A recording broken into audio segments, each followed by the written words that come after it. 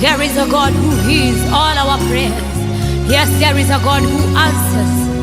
There is a God in heaven who hears all of our prayers. Oh, there is a God in heaven who answers all of our prayers. Whenever we pray, He hears and He answers. Whenever we pray, He hears all of our prayers. Yes, He hears. He sees all that is hidden in secret.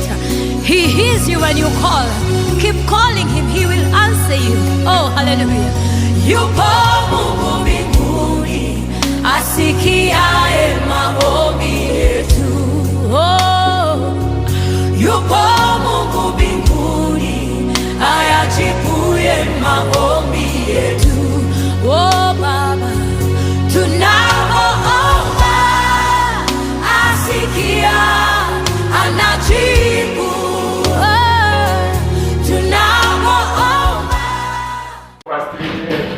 Kwa sababu ameombea jambo limekosa kutimia. Sasa anashindwa, kwani Mungu anifikirie? Kwani Mungu namuomba na hafanyi? Lakini wakati God is really issues, tuenende Bwana kwa mambo makuu.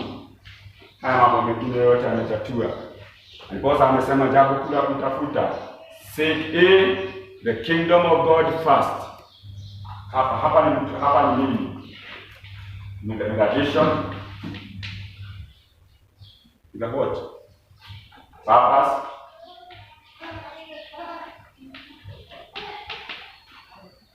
Niko nayo. Haya, sasa the next chapter. These are the sacrifices that I offer. This is God Himself. These are godly values. They are all the values you think about God. Omnipresent, all powerful, all these. These are godly values. And these are breakthrough that we desire. These are blessings.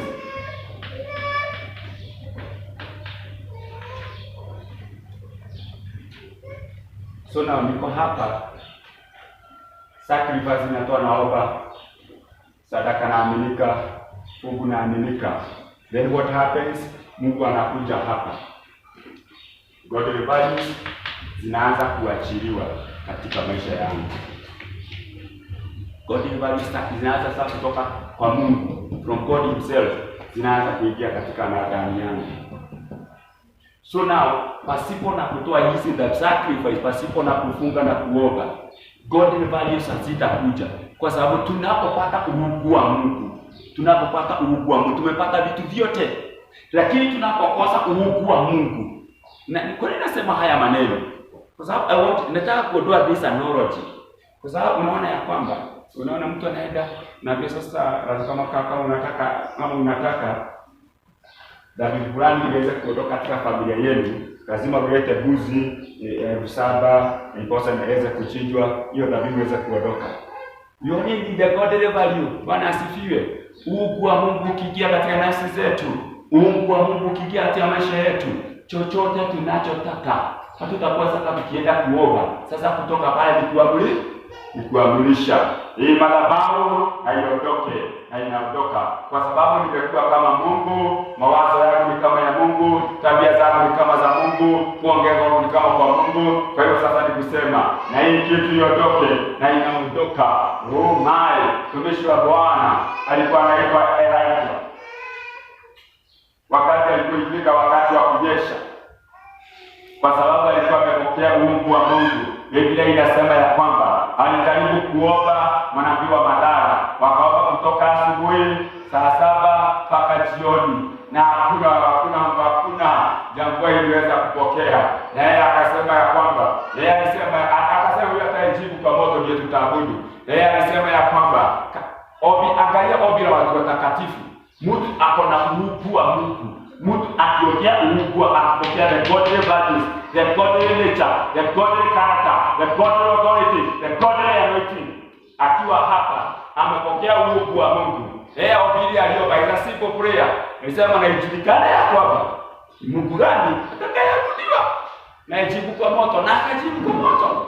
Wakati tumepokea the godly values, brethren, that is our greatest joy. That is our greatest prayer. But now the question is, na hii lazima uweze kunakili, uweze kujua na kuelewa kabisa. In the kingdom of heaven, you don't pay for anything. In the kingdom of heaven, you don't pay for anything, but must sacrifice for everything you desire in that kingdom. You don't pay for anything. You don't pay for. Hakuna kulipa kwa chochote katika ufalme wa Mungu. Hakuna kitu chochote chanunuliwa, lakini lazima utoe dhabihu, na dhabihu hata inakuwa hata hiyo dhabihu moja inakuwa hiyo pesa tu. Tuelewa hapo ndugu? Tuelewana hapo? Kwa sababu nataka kutoa watu from one level. Kuna kiwango nataka watu waweze na kuondoka. And because when you go to get really shows in the kingdom of God, we pray for the greater things in the kingdom of God. I've spoken about that sometimes back. We pray for the greater things of the kingdom of God. So what is the greatest prayer that I can pray? Ile ombi kubwa sana ninastahili kuomba. Seek ye the kingdom. Oh my, na mimi nitaongezea hapo niseme, hata sitaki sasa wewe ufalme, nataka wewe Mungu kwanza, wewe uingie ndani yako. Bwana asifiwe. Kwa sababu najua nikipata ukuu wa Mungu, if I get God in my life, I become another Elijah. If I get God in my life, I become another Moses. If I get God in my life, I become another Petro. I become another apostle. If I get God in my life, oh my, I become Abraham. Biblia inasema nini? Wakati Abraham alitii, aliambia Abraham, sitakubariki, lakini kile itafanya wewe, you become a blessing. Ukisema fulani abarikiwe, because you yourself, you are a blessing. Wewe ni baraka, wewe ni baraka. Kwa hivyo ukisema yule abarikiwe, anabarikiwa. Yule abarikiwe, anabarikiwa. Na mtu akijaribu Qur'ani na unani, because niko ndani yako. Kama mtu akijaribu Qur'ani Mungu. Let us pray for the godly values, for the godly character, for the godly nature, for the godly behavior, for the motive of God, the agenda of God in our times and generation, the nature of God. Oh my, that kwa nini nasema haya mambo? Because wakati tunapoenda kuomba, we search and research the purposes of God in our times and generation, then we desire them. Gaya matulu atoragoragia no okumenya uria ndirenda gwika ihinda riri tugwatanire. Tukifika mbinguni tutauliza mtumishi wa Bwana alikuwa anaitwa Isaya. Isaya chapter 7 uliza Mungu kanaise. Akasema here I am. Here I am. Yani inaweza amefanya nini? Amepokea kuelewa what is God doing this season. And then he fixed, oh my, he created his choices, create an opportunity. Akaingia kwenye utaratibu wa Mungu. And what happened? And he was just a mere cupbearer. A mere cupbearer. Yani, na ukinyakati zile cupbearer, kazi yake ni kuzunguka na kikombe ya ufalme. Even akina Nehemia was a cupbearer. Kuzunguka na kikombe ya ufalme. Isaiah became one of the greatest prophets recorded in the Bible. In fact, the first of the greatest prophet, the great prophets in the Bible. Why? He partnered with God. Let us partner with God by researching and searching what the purposes of God in sacrifices, in prayer, in fasting. We understand the purposes of God in our times and generation, and then we partner with God. Even now, Mungu bado anauliza. Nani ako tayari kupokea maibadi? Na hizi azipokee mtu akiwa anashiba throughout. Hizi azipokee na mtu akose kuomba. Hizi azipokee na mtu akose kutafuta Mungu. Hizi azipokelewi na mtu anakaa maisha ya kawaida. Tumeambiwa kwamba ondoa malice, envy, unafiki, sijui mambo mengine ya Kiswahili, iondoe yote. Na hapo hiyo mstari ile tumesoma inasema nini? Hiyo mstari ile tumesoma hapo mstari wake. Mstari wa 11. Beloved, I beg you as Jonas as pilgrims, abstain from fresh lust, which was against the soul. Huyu mtu hapokei values na silver platter. Musa anaenda kwa mlima mpaka wanasahau. Mwezi inaisha bado wanakaa kwa mlima. Mpaka wakasema, I don't think what happened to this man of God. This man called Musa, I don't know what happened to God in the book of Exodus chapter 32. Walisema, I don't know what happened to this man called Moses. Wewe tutengenezee ng'ombe si turudisha kule tulikuwa. Na akatengeneza Aaron, a priest, na akatengeneza. But what happened? Musa anatokelezea after 40 days. Na sasa anakuja na uungu wa Mungu. Bwana asifiwe. Sasa wakati anakuja na uungu wa Mungu, hakuji kupendeleza, because uungu wa Mungu ukishuka lazima mambo yake sawa sawa na mapenzi ya Bwana. Sasa anasema ya kwamba kama wasafiri na wako safarini, you got to abstain, usitenganishe na mambo ya kimwili inayopigana na roho na kusudi la Bwana katika maisha yako. Hapa this godly values, hii tabia na mienendo ya kiungu haikuji kwa mtu ako katika mwili. Haikuji. Hii mambo ilikujia ona. I don't know which day it was so strong. Paka yetu nyamaza kwanza, sasa nisikia anasema nini. And then finally nikaletwa hivyo, tulikuwa tunaiba zamani.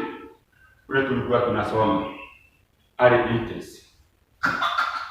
Mwele nakwenda kwabo liga tiguo ukudi.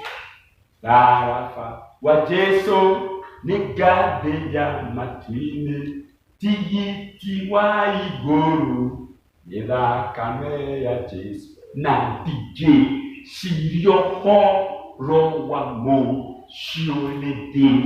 Yani huyo mtu fikia zake zote ziko safarini kupokea uungu wa Mungu. Tabia zake zote ziko safarini. Nirigegwa tena eneginyale kere mageke. Yesayuni niega kiona yego kode na benyamaro wafafaro tireke. Yani huyu mtu hakuna tarajio. Blessed are those who mourn, because they shall be comforted with the godly nature, godly authority, godly anointing, godly favor, godly breakthrough, godly anointing. And when they got all that, what happens? They decree and declare, let there be peace in our family, let there be joy in our business, let there be war to this nation, let there, oh my, kwa sababu sio yeye sasa. Na niposa unaonanga na kuaga very strict on political money. Bwana asifiwe. Amen. Yes. Kwa sababu inapochanganya dini, they take away the godly nature. Mtu amefanyia kazi uungu wa Mungu miaka 20, a simple sacrifice is done from somewhere politically, and all the nature is taken away. You start crying. Kristo analia anashuta kufanya ule mtu wangu. Oh my, I was going through another book. There was a servant that was so powerful in a certain country. In fact, he was so powerful, he built a city 10 kilometers by 10 kilometers. Mpaka wakaanza kusema na huyu ndiye Mungu wetu. Na alikuwa mtu wa Mungu. Mpaka a train ilikuwa imebeba 10,000 people. Ikaenda ikishagiza the whole of California. But out of all that, wakati alisahau the godly values. Hallelujah. It is a godly value that builds a church. It is not your might and power and your money. Hallelujah. Unajua sasa nataka tuondokee katika mahubiri yetu tunaobaga. Ngiko mwathani ngegura gicicio ngegura mwathani nduri wa ndathu. Mwathani kai tu menyenie wala ngegwikira no gicicio kiurona. Tafuteni ufalme wa Mungu kwanza. Na ninaongezea nasema tafuta Mungu mwenyewe. Watu kama kiwagai. Nimedakio kama kiwagai. Tata mundu okenda ushara Kenya. Ndokana huko gicagi kuona cifo. Hapana, athiaga State House. Uniamenya uthamaki wa State House. Rightwise tukiingia kwenye ufalme wa Mungu. Tuwe ndiye uthamaki udhali. Ndiye Mungu kulia kale mwene ali. Nataka huyo Mungu mwenyewe. Because I want God to revive. Na oh my, na what is so interesting. Dari kunene it's a simple prayer away. Ni maombi tu Bwana, nimekuja kwako. Ndinoka kuhoya ndege na nikule ndo mahoya la ndege na uko mahe. Ndinoka kuhoya gari, ndinoka kuhoya nyumba, ti family, ti muthuri, ti mwana. Bwana asifiwe. Ama nani hawajui itoa tugei. Unafikiri kukaa hapo bila mtoto hapa. Tomo kuru ama hivyo. But what happens? But when I come to God, ananiuliza unataka ni mtoto, anakwambia hapana. I wish ungenipokea hata watoto naweza nyeshesha kama mvua. Wakuje. Kwa sababu mimi nikipata Mungu nimepata vyote. So tukiingia kwenye ufalme, when it comes to the kingdom of God, when I worship, I direct akayo wene. Mwadhani ya worship. Niye direct kujigia kwa, niye direct kuingia tu dhamaki unyosho. Direct akayo wene. I need God himself. I need his grace. I need his power, his authority, his anointing. And the Bible says that the anointing breaks the yoke. When I get God and his anointing, every yoke is broken. Every curse is consumed. Oh man, let us desire God. Tunapoomba. Oh man. Sasa, as I was praying, nikaonyesha sasa mambo ya before. One of the sacrifices you should have. Kwa peke yangu. So now sasa bado naendelea kuomba, Sasa kile kinatendeka. Kikombe imejazwa. Inaendelea kujazwa kila wakati tunapoomba. Inajazwa. Bwana asifiwe. Amen. Unaaminika na fugu, kombe inajazwa tena. Unaaminika na zaka, kombe bado inajazwa. Unaaminika kwa kujia kanisani, kombe inajazwa. So sasa ukiwa katika hali kulingana na vile kikombe imejaa, ndio sasa tunasema ya kwamba na hii mashida iondoke. Hiyo mashida inaondoka kwa sababu has spoken the levels of authority. He has spoken that viwango za mamlaka. Ukienda wakaenda book of Acts, kuna wale vijana saba wa Kefa. Wakaenda sema tumekemea hii pepo na iondoke katika jina la nani? La Yesu anayehubiriwa na Paulo. Mapepo ilimuuliza akakatai. Tunajua Yesu, tunajua Paulo, hivi ni yakina nani? Kwa sababu wanaangalia hawana nguvu, hawana uwezo, wanataja mambo hata waelewi. Wakachapwa, waliondoka hapo bila nguo. Na hapo ndio unaona ya kwamba angalia tena mitume wakaletewa mtoto aweze kumwombea mapepo muondoke. Wakaomba mapepo ikataa kuondoka. Watu walipomaliza Kristo alimaliza kuombea yule kijana, wakauliza na kwa nini tulishindwa? Yesu akawaambia kwamba mapepo zingine za kukemea, zingine ni za kufuga, na zingine lazima uombe. Haleluya. Bwana asifiwe. So what happens wakati unawapea jambo, you're operating at that level.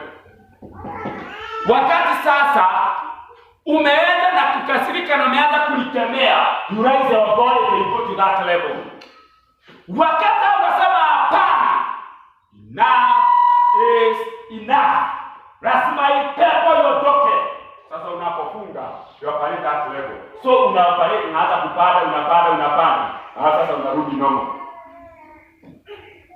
So brethren, lazima tujiulize sasa, kama tungepanda hapa na tubaki hapa, basi tutakuwa tumepokea wito wa Mungu. Tutakuwa tumepokea wito wa Mungu. Sasa kile kinatendeka, tunafika hapa, tunafika comfort zone.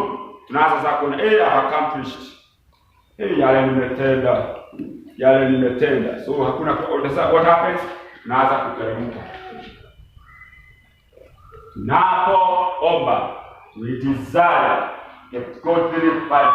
Kwa sababu tunapopokea huyo Mungu, tumepata vyote. Siku ya leo, hiyo ndio jambo liko naona, tafadhali tusiwe tunaabudu kama watu wa dini. Sadaka zetu tuwatoa kama watu wa dini. Dhabihu zetu tunazotoa tuwatoa kama kawaida. Na ndiposa Kristo wakati alikuwa amesema ya kwamba ile vita kubwa sana Kristo alikuwa nayo si ya waganga na wachawi, ni watu wa dini. Hata ni watu wa dini walimuua. Watu wa dini walimuua. Kwa sababu gani? Alikuja akaondoa kile walikuwa kitega uchumi, kile walikuwa wanangojea. Akasema hapana. Unajua zakati zile watu walikuwa wanalipa kuwa watakatifu. Bwana asifiwe. Fika mbinguni utamuuliza alikuwa amelipwa na baba yake. He was righteous forever. Yake ni watu wenye mudhibutene na kenefao wale mule hile tufafawa. Alikuwa amelipwa na baba yake, yani mtakatifu milele. Wacha hata ni juzi tu hapa Malcolm X walikuwa na hiyo tabia. Just here the other day in Germany. Unalipa unakuwa akasema hapana. Kuna kitu kama hiyo. This is not the total order. I need God and His nature, His character, His values. I am an enigma and I become a general in my cousin generation. Nataka kuleta utofauti. Lazima nijiulize kana kwamba niko na Mungu wa Mungu. Nataka kuwa mtu analeta utofauti katika kizazi chake. Nataka kuwa mtu anaachilia uungu katika taifa. Anapokoa wale wote wamefungwa. Swali langu ni hili, nimepokea Mungu wa Mungu? Nimepokea Mungu wa Mungu? Sacrifices. There's another question I want to ask. Those that are married and those that are not married. Even this swali ni nzuri sana kwa wale hapa katika ndoa. Kana kwamba huwezi tafuta Mungu ukiwa peke yako. Ukienda kutafuta Mungu ukiwa ndani ya ndoa, shida inaanza hapo. Bwana asifiwe. Imagine mtu hapo anatafuta Mungu when alikuwa peke yake. Na amepokea mwingine hajui kutafuta Mungu. Is a double anointing ya kusahau Mungu milele. Yes. Lakini nikiwa mimi najua niwe na bibi yangu na nisiwe na yeye, mimi kutafuta Mungu nitamtafuta. Bwana asifiwe. That makes all the difference. Because sacrifices are unique, personalized and individual. Hiyo lazima muandike hapo. Sacrifices are personal and individual. There's not a marriage affair. There's not a family affair. Nemitirega gai aigere tiga igere buto nie toni gai aigere thini wa kwari no ria gwika gwabere ko twika gai thini wa family ito mwathani ya gosho gutwika gai thini wa kito gutwika gai thini wa bururi dawa the God nature to be filled in my life. Because this is a personalized matter. It's not a family issue. It's not a family issue. It's not a marriage issue. It's not a national issue anyway. Even check the Bible. Check your Bible. God was using one man only, not 100. He called Abraham alone. He talked to Isaiah alone. He talked to Elijah alone. Even wakati wa Elisha. Oh my. Alikuta manabii msini wake. Ujui mkubwa wako naenda.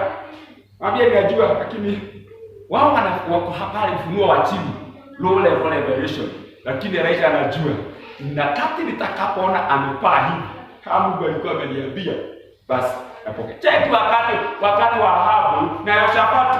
Ndio visa watu wakaleta manabii wengi walikuwa wameongozwa na manabii mmoja alikuwa anaitwa Obadiah, mkuu alikuwa anaitwa mkubwa. Anaweka pembe hivi anasema ukienda kupiga adui zako utawapiga hivi na waondoke. Hai. Mikaia akakuja akamwambia ukienda vitani na urudi ukiwa hai, Mungu hapo ameniongelesha.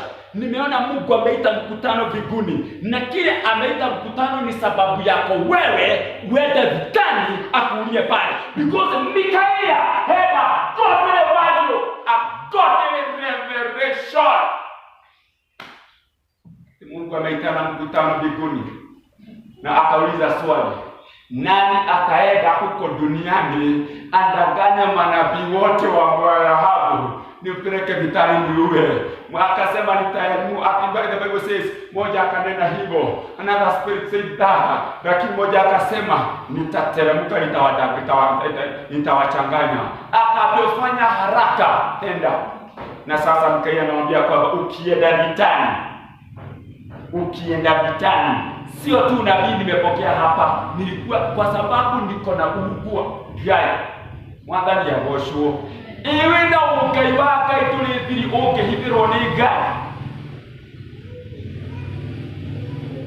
nemo yokunye jino lati but the godly nature, the godly value kwa Mungu kwa ndani yako hakuna siri.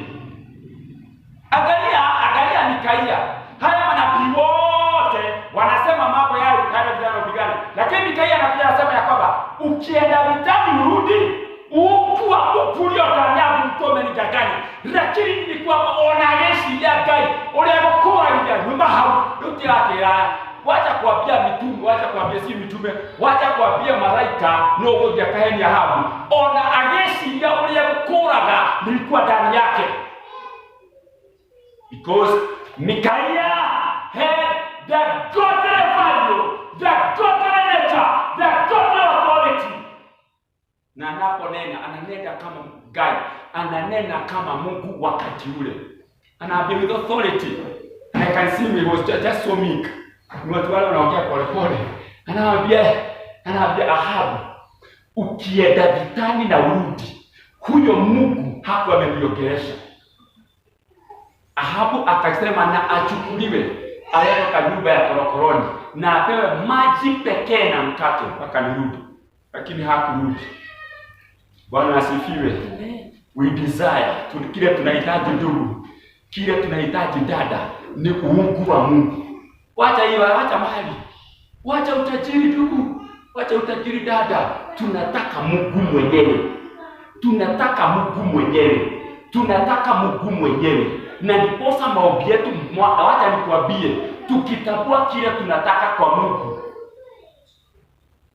Inka mtu sasa aende State House, aende abia president, nimekuja na kulingana mimi naona nimekuja na miguu. Mimi hata sitaki pesa nyingi, nataka tu pesa ya baiskeli.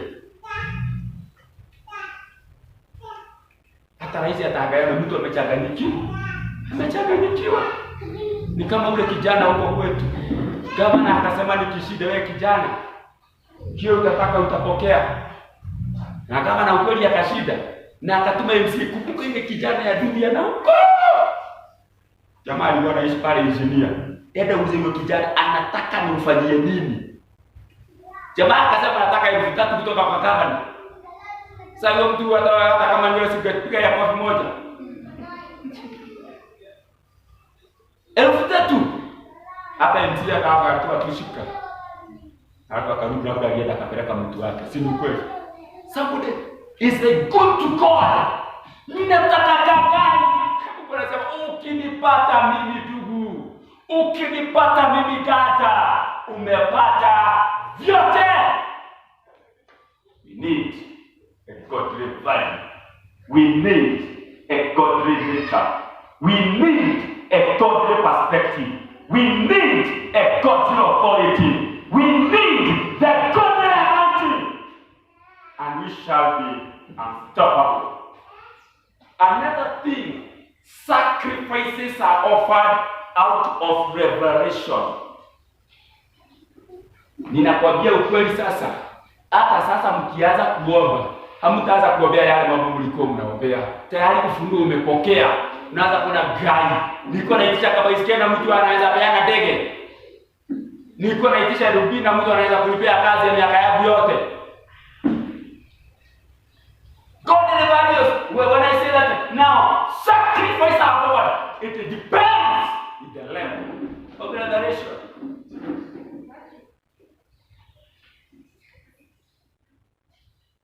Depends the level of adoration. Kama ufunuo wako uko chini, tunaomba kama mtoto. Mtoto akiwa mdogo kama ule wako sasa. Akiwa kaka alikuwa mdogo alikuwa anaingia. Na ukirudi ulikuje na nini? Na sweet.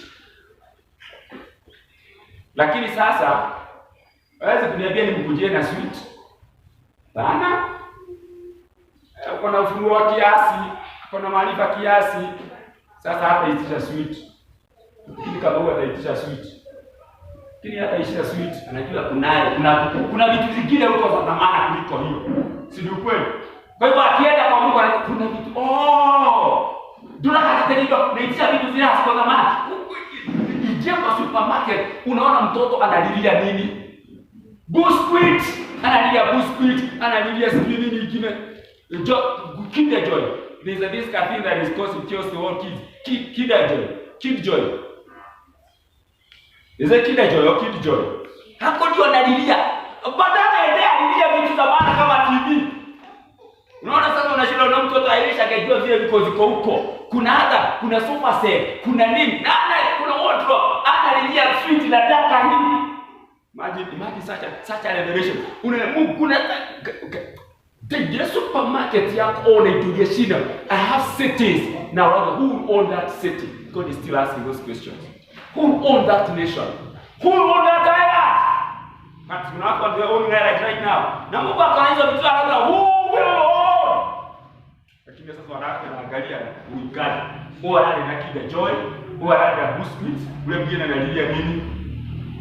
Kuna kadege tulikuwa tunafuruta hivi kana fry kiasi. Hiyo ndio hicho analilia. He's born again for 10 years. In the house of God for 10 years. God forbid. Another thing determines our level of giving and sacrifices. It is spiritual maturity. Spiritual maturity. Ukomavu wa kiroho. It is the same as the physical maturity. It is likewise in the spiritual maturity. Zile vitu tunaweza itisha nikiwa mtoto wa kiroho, ni zile tunaitisha nikiwa mtoto wa kawaida. Lakini the spiritual maturity, kuna vitu siwezi enda kuombea kuomba Mungu anipatie. Kwa sababu najua kuna vitu kwa sababu najua zile vitu tunazo ndani mingi kuliko kile na kile kidogo. Another thing that determines my sacrifices, it is the ministry or the work that I was ordained to do. The ministry or the work. Imagine ile kazi niliaminiwa. Imagine mtu aliaminiwa kutabiria mji. Brethren, mtu aliaminiwa atabirie mji na anaanza kuomba apate kagari. Gari. Munabii mugima wa bũrũri na labda kuhoya ngari. Munabii mugima wa bũrũri. My God, my Lord, have mercy on us. There must be a total spiritual understanding. What is my ministry? What is my assignment? My assignment yangu duniani ni kwenda university na kusoma miaka 6 kwa sababu I have a calling to be a doctor. So now the sacrifice I'm offering to be university is not 2 or 3 years. It is 6 years. Then internship 2 years. This is a total 8 years. So you got to understand what is my assignment. Yani mtu anapewa assignment yake. Nilikuwa daktari na anastahili kusoma miaka 8, anastahili kusoma miaka 6 na miaka ingine hivi for internship miaka 8 ndipo apokee mshahara wa kwanza na anaanza kutoa dhabihu ziko hapa. Another person came and asked me, mimi ni ule akiomba kama siku 2 Mungu anasikia. Mimi nikiomba hata siku 5 bado anakosa. Sasa wewe you are a trailer na huyu mwingine ni baiskeli. Sasa wewe expect hizo zinashikania wapi?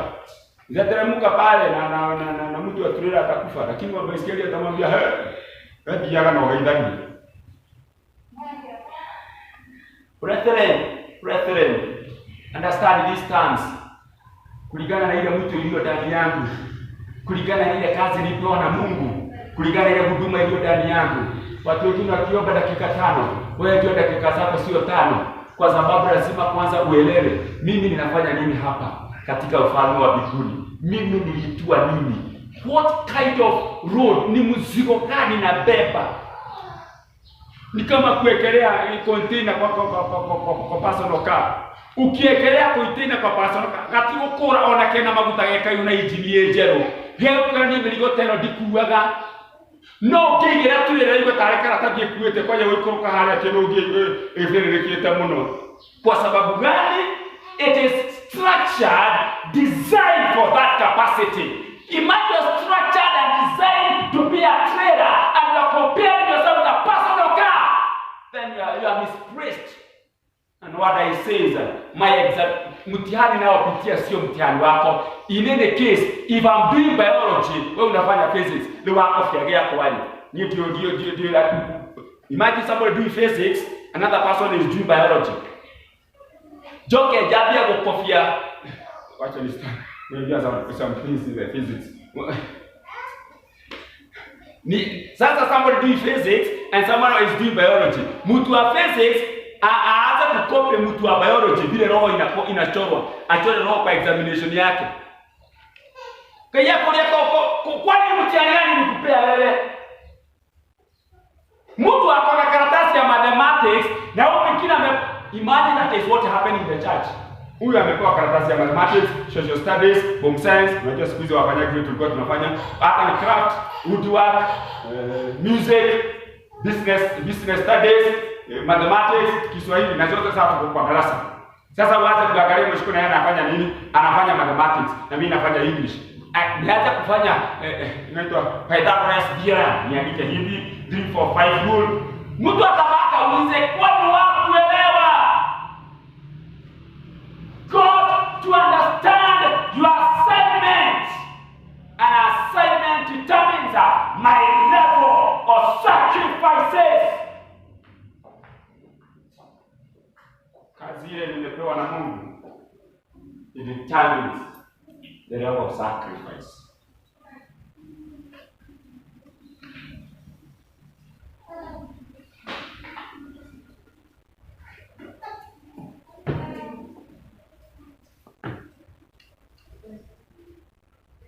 Baba, katika jina la Yesu tunakuheshimu na tunakuabudu kwa sababu ni Mungu. Pokea sifa na utukufu. Baba, hili neno nipate nafasi katika nafsi zetu tuweze kutumikia kwa kweli. Katika jina la Yesu Kristo, Bwana Mwokozi, tunaomba na kuamini. Amen. Praise Him for getting up tuweze kuomba. We will continue next week. Kristo alikosa kukuja next week, tutaendelea. Lakini akikuja tuseme amen, tunaenda kule tunastahili kwenda. Si ni kweli? Si ni kweli dada ndogo? Yes. Hatukupa tuisha hapa milele, tulipa tuweze finally land in heaven. Akikosa kukuja tutaendelea. Akikuja tafurahia. Amen.